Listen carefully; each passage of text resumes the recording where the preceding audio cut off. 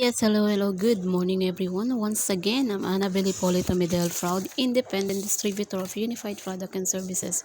Our step-by-step tutorial for today is how to pay out remittances using Western Union International po. International po ang ating transaction for today. So, nag-send po ako Western Union here in Thailand going to Philippines, Western Union po. So, pwede po tayo mag-payout dito sa ating system. So, make sure po pagtatanggap po tayo ng remittance, payout po from abroad, make sure na ilagay po natin yung dalawang ID natin ng receiver po. Dalawang ID ng receiver. So, inuulit po, dalawang ID ng receiver.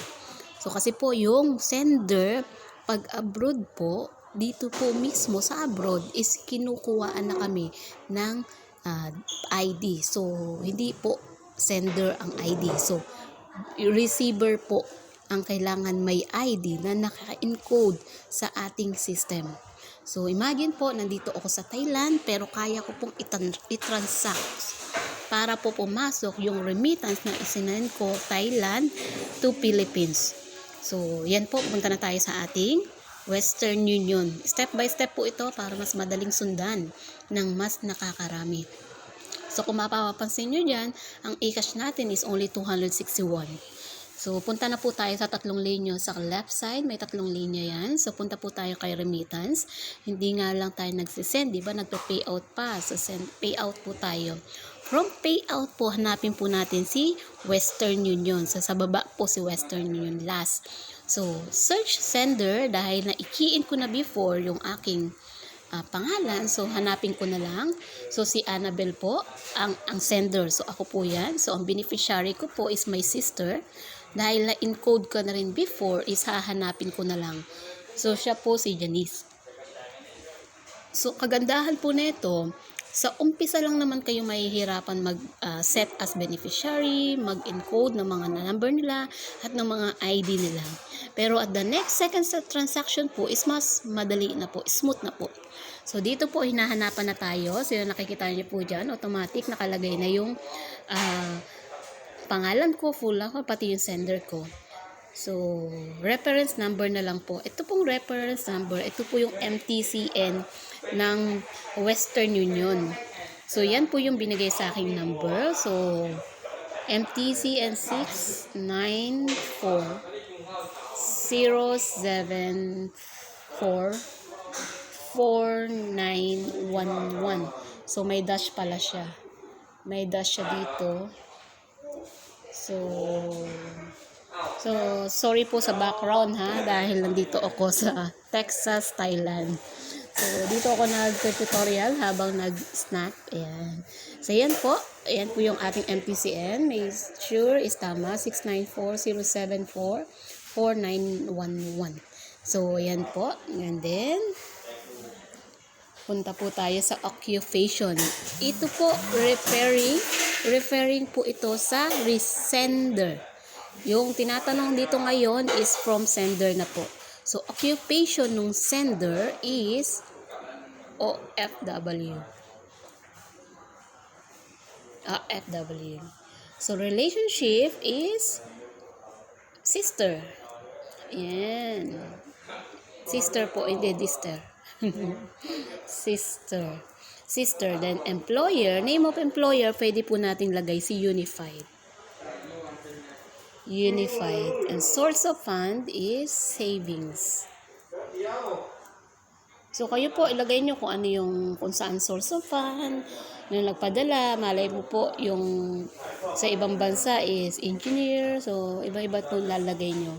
So, country of birth, ito po, referring sa sender, di ba ba? So, Philippines. Dahil Pilipino po ako, I was born in Philippines. So, nationality, actually, Italiano ako eh. Ita at Ilocano. So, Pilipino po. So, sender, origin country. So, an ba nanggaling yung pinadala? So, pinipili po, binalagay po natin dito kung saan galing yung pera.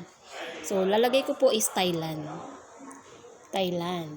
So, yan po yung ilalagay nyo. Pero kung sa US, sa Singapore, Hong Kong, kung saan po yung country, kung saan nagpadala, yun po yung ilalagay nyo. So, principal amount is 1391.96. May point pa di ba? 13981 pala. 1381.96. So, identification ID is passport. Ito naman po, hinihingi yung ID ng receiver. So, di ba? Komplikado po ba? Yung kanina tanong is occupation nung sender. Countries of birth nung sender. Di ba? So, at countries of origin is nung sender. So, ngayon po, hinihingi naman is ID ng receiver. So, sana po malinaw sa inyo yun, ha? Baka po kasi ang ilagay nyo, ID nyo na sender kayo. So, hindi po. ID po ng receiver. So, ID ng receiver natin is passport.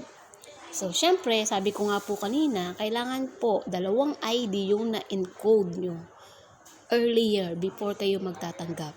So, 2 ID yung ilalagay po natin dito. Isang primary at isang secondary. So, kung makikita nyo dyan, meron na ako dyang secondary na aking nailagay din earlier. So, yan yun po, makikita nyo dyan, naglo-loading na siya. Pag naglo-loading naman po siya yan, is, hintayin lang po natin. Siguro sa connection ko lang din. Pero tignan nyo po yung driver's license na ate ko. I-view image ko po. So, andyan na po yung kanyang ID. At yung passport na lang po ang hinihintay. So, kaya naman po tayo i-check or tumatagal yung verification ng ID natin is reminder lang po. Diba po, chine-check tayo or nire-regulated ng Bangko Sentral ng Pilipinas. At chine-check din po tayo ng AMLA or Anti-Money Laundering Act. So, chine-check po tayo, kaya po yung minsan yung mga ID is medyo matagal po yung verification. So, hintay-hintay na lang po. So, habang hinihintay po natin yung pwede rin po tayong maglagay din ng transaction password for this account.